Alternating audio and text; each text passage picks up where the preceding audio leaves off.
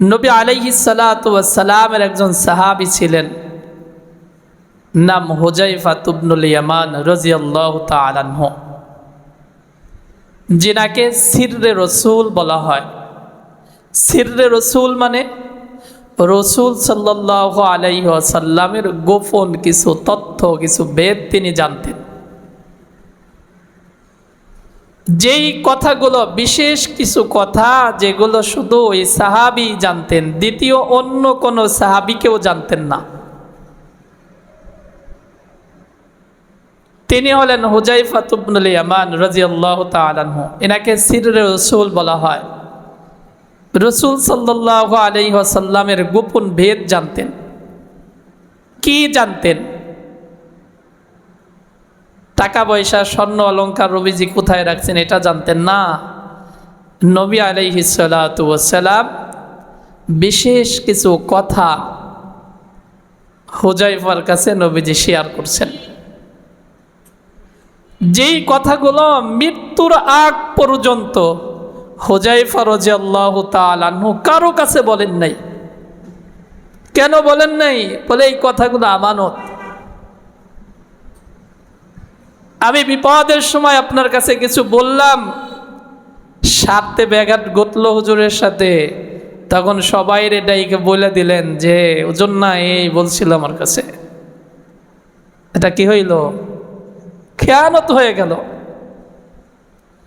আর আমাদের দেশের মা বোনদের অবস্থা তো আরো করুণ। এর কথা ওর কাছে, ওর কথা ওর কাছে, একজনেরটা শুনে আরেকজনের কাছে বলে, আর লাস্টে বলে দেখ আমি তোর কাছে কইলাম, তুই কিন্তু কারো কাছে কইস না। সে আবার আরেকজনের কাছে বলে, বলার পরে বলে যে আবার তোর কাছে কইলাম, তুই কিন্তু কারো কাছে কইস না। এভাবে এক সময় দেখা যায় যে পুরা এলাকার সবাই জানে। কেমনে জানে? একজন বইলে বলা শেষে বলে তুই কারো কাছে কইস না। তার সাথে যার খাতির সে আবার তার কাছে বইলে বলে ভাই বোন তুই কিন্তু কারো কাছে কইস না। সে আবার তার সাথে যার ভালো সম্পর্ক তার কাছে বইলে বলে ভাবি তুমি কিন্তু কারো কাছে কইও না।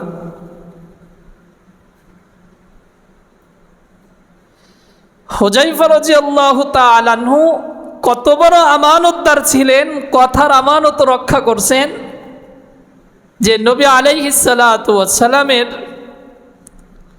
জীবদ্দশায় তো এই কথাগুলো কারো কাছে বলেন নাই। এমন কি নবীজির ইন্তেকালের পরেও হুযায়ফা রাদিয়াল্লাহু তাআলা আনহু কথাগুলো কারো কাছে বলেন নাই। তার মধ্যে একটা গোপন ভেদ ছিল, নবীজির একটা কথা ছিল, সমাজের মধ্যে মুনাফিক কারা?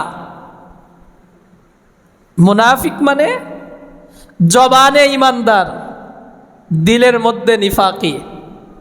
মুখে কি ইমান আছে, বলে আমি ইমানদার, বাহ্যিকভাবে নামাজি, ভিতরে কি নাই? ইমান নাই। কার কার এই সমস্যাগুলো ছিল এর একটা লিস্ট হুযায়ফা রাদিয়াল্লাহু তাআলা আনহুর কাছে ছিল। এখন আপনারা বলেন, নবীজির জীবদ্দশায় তো বলেন নাই, ঠিক আছে নবীজি আছে, নবীজির ইন্তেকালের পরেও যদি কথাগুলো যদি বলতেন যে অমক সে কিন্তু সাহাবী না, ও কিন্তু মুনাফিক, জানলা কিভাবে নবীজি ওর লিস্টটা দিছে আমার কাছে? তাহলে এই মানুষটা সমাজের মধ্যে কতটা অপদস্থ হতো। এক তো সমাজে দুনিয়ায় অপদস্থ হতো, মৃত্যুর পরে যা হবে এর ফায়সালা তো আল্লাহ তাআলার হাতে। সাথে সাথে কথার যে আমানতদারিতা এটা কি হয়ে যেত? উমর ইবনুল খাত্তাব রাদিয়াল্লাহু তাআলা আনহু তিনার খিলাফতের সময় তিনি যখন রাষ্ট্রপ্রধান, মুসলমানদের লিডার, অর্ধ পৃথিবী যখন শাসন করেন, এই সময় উমর রাদিয়াল্লাহু তাআলা আনহু একদিন চিন্তায় পড়ে গেছেন যে আমার অবস্থা কি হবে। আসলে আমি প্রকৃত ইমানদার না মুনাফিকদের খাতায় আমার নামটা আল্লাহর রাসূল বলে গেছেন? কে বলে? কে? ওমর রাদিয়াল্লাহু তাআলা আনহু, যার ব্যাপারে নবীজি বলেছেন আমার পরে কেউ নবী হইলে ওমর নবী হতো। সব মানুষজন যখন ঘুমায়া গেছে, ওমর রাদিয়াল্লাহু তাআলা আনহু এই নির্জন সময় বাড়ির থেকে বের হইছেন, হয়ে আস্তে আস্তে হুযায়ফা রাদিয়াল্লাহু তাআলা আনহুর বাড়িতে গেছেন। আগে পরে বহুবার জিজ্ঞাসা করছেন যে আল্লাহর রসুল যে মুনাফিকদের যেই তালিকা দিছে, লিস্ট দিছে, এর মধ্যে আমি উমরের নামটা কি আছে? উনি হাও বলেন নাই, নাও বলেন নাই, বলা নিষেধ। তো উনি ওই দিন চিন্তা করছেন যেটা তো জানার দরকার, কেমনে জানবে? ওমর ইবনুল খাত্তাব রাদিয়াল্লাহু তাআলা আনহু হুযায়ফা রাদিয়াল্লাহু তাআলা আনহুর বাসায় গেছেন। আমিনুল মুমিনিন ঘরের দরজায় গিয়ে সালাম দেয়। হুযায়ফা রাদিয়াল্লাহু তাআলা আনহু সালামের উত্তর দিয়ে দরজা খুলছেন।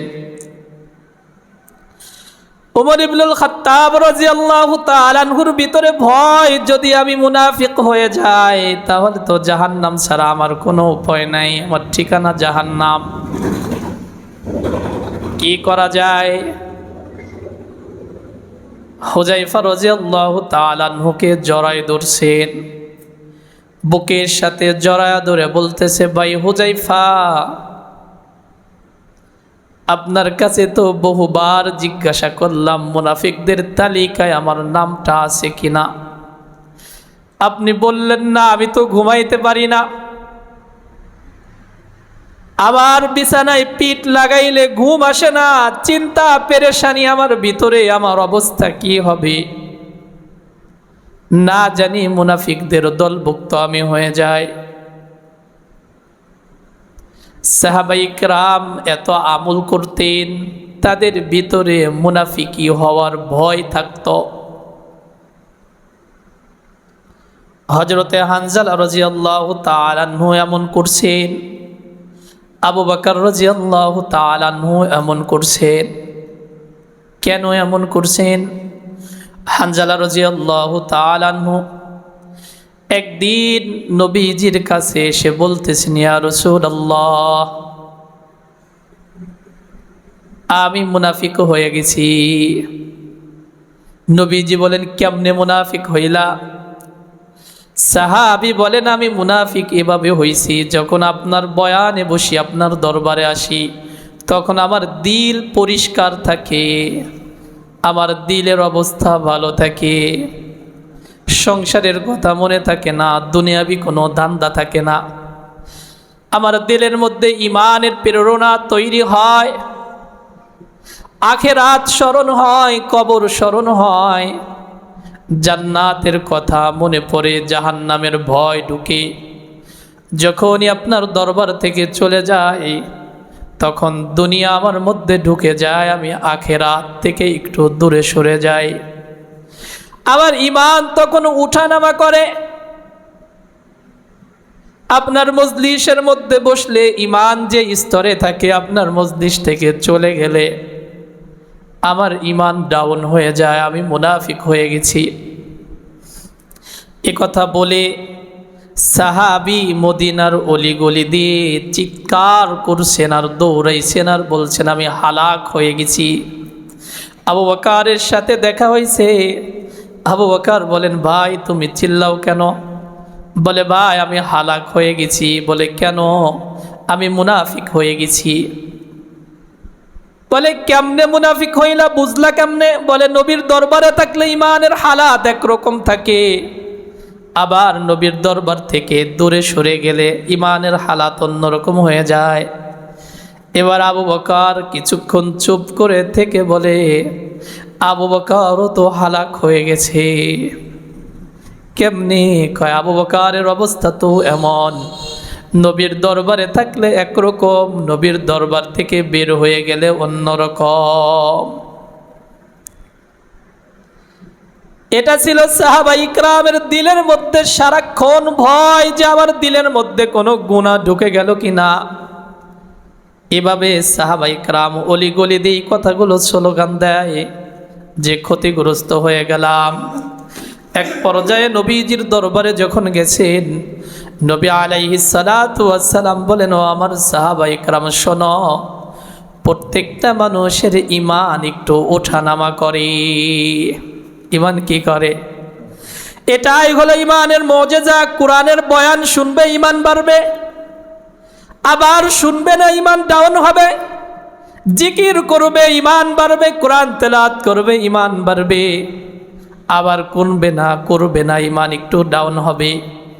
আল্লাহওয়ালাদের সামনে বসে থাকবে ঈমান বাড়বে, হুজুরদের সামনে উলামা ইকরামের সামনে বসবে, তাদের আলোচনা শুনবে ঈমান বাড়বে। এদের থেকে দূরে যাবে, আবার ঈমান একটু ডাউন হবে। নবীজি বলেন, শোনো, সর্বক্ষণ যদি তোমাদের ঈমান যদি 100-র মধ্যে 100ই যদি থাকতো, উঠা নামা যদি না করতো, তাহলে ফেরেশতাদের দায়িত্ব হতো তোমাদের সাথে মুসাফাহা করা। এজন্য এটা মুনাফিকের আলামত না। ওমর ইবনুল খাত্তাব রাদিয়াল্লাহু তাআলা আনহু রাতের অন্ধকারে হুযায়ফা ইবনুল ইয়ামানকে জড়ায়া ধরে বলে, ভাই তুমি তো আমাকে বললা না। দুই চোখ দিয়ে আমিনুল মুমিনিন দর করে পানি ছেড়ে দিয়ে বলতেছে, ভাই বললা না, ঠিক আছে, তবে একটা কথা তুমি বলো, আমি উমর যদি মারা যাই, আমার জানাজায় তুমি হাজির হবা কিনা? আমি যদি মারা যাই, আমার জানাজায় কি তুমি উপস্থিত হবে? হুযায়ফা ইবনুল ইয়ামান রাদিয়াল্লাহু তাআলা আনহু বলেন, ভাই উমর, আপনি কি বলেন?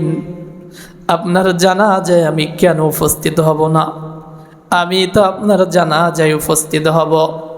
ওমর রাদিয়াল্লাহু তাআলা আনহু তখন বলেন, আলহামদুলিল্লাহ, আমি নিশ্চিত হলাম আমার নামটা মুনাফিকের তালিকায় নাই। যদি মুনাফিকের তালিকায় আমার নাম থাকতো, তাহলে আপনি হুযায়ফা আমার জানাজায় উপস্থিত হতেন না। চিন্তা কি ভিতরে দেখেন। এজন্য বলতেছিলাম, কথা আমানত, কথার আমানত রক্ষা করা এটা ইমানদারের দায়িত্ব। আমার কাছে টাকা রাখলে এই টাকা যেমন হেফাজত করা, এই টাকার খেয়ানত যেমন না করা আমানতদারিতা। আপনার কাছে আমার কাছে কেউ গোপন কিছু বললে এই কথা হেফাজত করা, নিজের ভিতরে হজম করে রাখা, এটাও আমানতদারিতা। এই কথাকে অন্যের কাছে প্রচার করা, প্রসার করা, এটা আমানতের খেয়ানত।